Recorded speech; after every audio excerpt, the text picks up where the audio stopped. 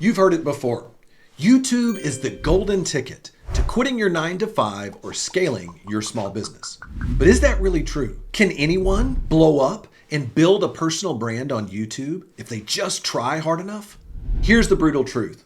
After creating more than 500 videos, both on Hampton Law and Jeff Hampton, and during that period of time, I've been able to amass more than 350,000 subscribers and more than 18 million views per month.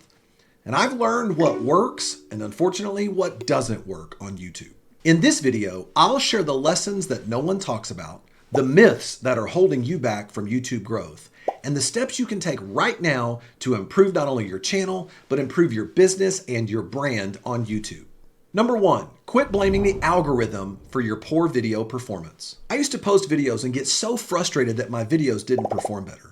Just like I do on this new channel you're watching now under YouTube Rainmakers. I get it. Even myself, having recorded more than 500 videos and having amassed over 340,000 subscribers on Hampton Law, I start a brand new YouTube channel under YouTube Rainmakers, and I get so frustrated because no one watches the videos, and sometimes I just want to blame the algorithm. I'll admit it, this is a new niche for me. This channel, YouTube Rainmakers, I'm on here sharing all the processes and all the tricks that I have used with my other channels to help grow those channels. But sometimes when I post a video, it'll get really frustrating and I just want to blame YouTube. But you know the cold hard truth here? I'm just not good enough on this channel yet. The YouTube algorithm knows the audience. They know exactly what you want to watch.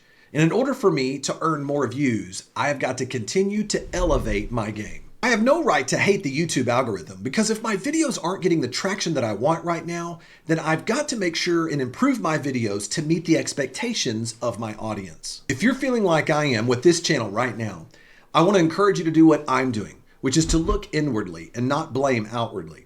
I'm looking at my channel and I'm saying, what can I do right now to move the needle to improve the performance of my videos? And the first thing I know that I can do is to look at my packaging. I need to look at my titles and my thumbnails. Then I need to make sure that I'm scripting videos that make you want to continue to watch. So I need to work on my retention techniques and making sure I'm providing and over-providing value to the viewer. And then finally, I need to make sure I come up with good ideas. What are the ideas that the audience that wants to learn more about YouTube growth, what are those ideas that grab a hold of them and want to make them keep watching? Truth number 2, don't start a YouTube channel expecting it to replace your 9 to 5. I get it. Everyone thinks that if they can figure out YouTube, they can quit their 9 to 5 and live a YouTube creator dream. Here's the problem. It just doesn't work that way. There are many parts to YouTube that can be very cyclical. And even though there are months where Hampton Law, my criminal defense law firm channel, the monetization can pay out on that particular channel sometimes more than $20,000 per month.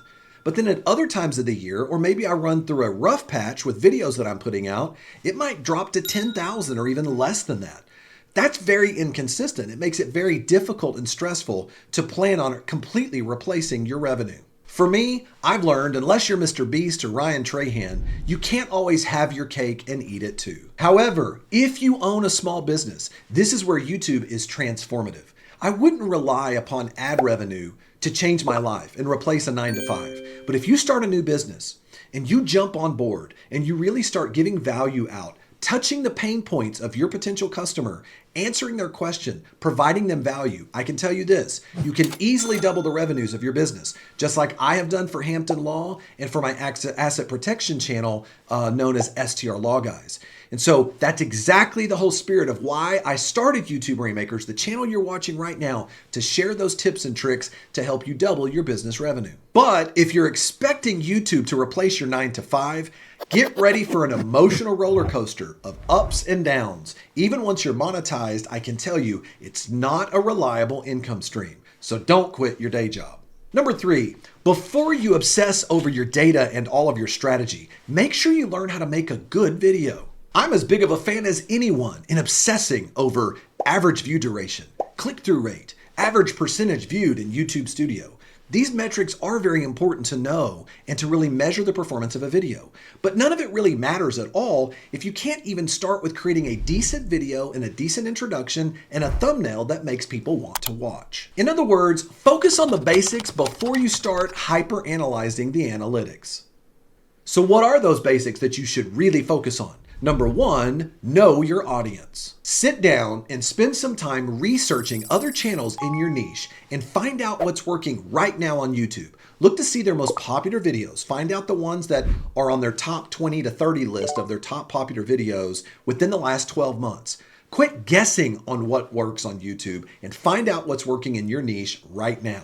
Number two, spend 5 times longer on your title and your thumbnail than you are right now. This is hard to accept, and I still fight this day after day, but I should literally, and you should literally, spend half of your time creating a video on getting the title and the thumbnail dead on.